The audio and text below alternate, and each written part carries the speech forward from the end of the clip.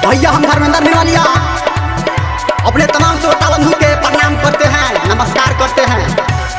आइए इस चैत के महीना में कुछ चैता का लाए हैं जो हमारे साथ दे रहे हैं छोटा भाई दीपक, लड्डू और प्रीति, पूजा और हमारे डायरेक्टर सीनियर संजय गौतम जी। आइए इस चैता का आनंद लेते हैं।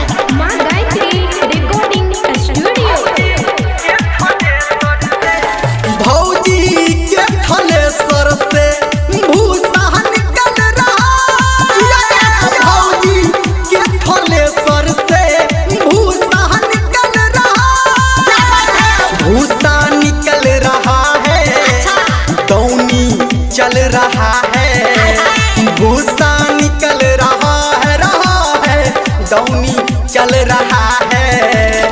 चैत के महीना में गेहूं कट रहा है, चैत के महीना में गेहूं कट रहा है, चैत के महीना में। रो बैठ के कहला रो छोटकी भौजी जिंदाबाद जिंदाबाद जिंदाबाद, बड़की भौजी जिंदाबाद जिंदाबाद जिंदाबाद। अयो आज सब पगला गेलिए की चैत के महीना में दौनी चल रहा है, भौजी के थ्रेसर से भूसा निकल रहा है, भौजी के थ्रेसर से देखो कितना निकल रहा है। ये भौजी की हो हम लोग कहीं गेहूं का दौनी कर दियो ना ये की आंख ना ये करलियो ये खेत और गेहूं से रह जाए। हमें हम की करब सर दादा अपना से करू ना। अभी आप सुन रहे हैं सावन की गुडुरा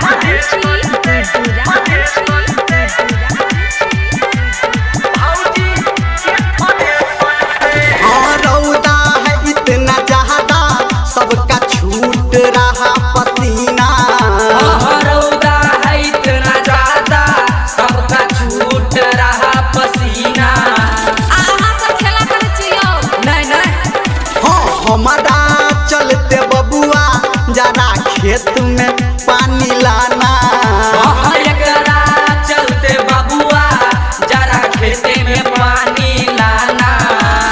बोझा लेके माथा पे बोझा लेके माथा पे मंगला उछल रहा है, भौजी के थ्रेसर से भूसा निकल रहा है, भौजी के थ्रेसर से भूसा निकल रहा है, भौजी के थ्रेसर से। भौजी की हो ये भौजी की कहलिया हमला खेत में क्या मन गेहूं भेल कहां भेले कनिए भेले की भेल से सब रोड से जड़ गेले। डीजे गुडुरा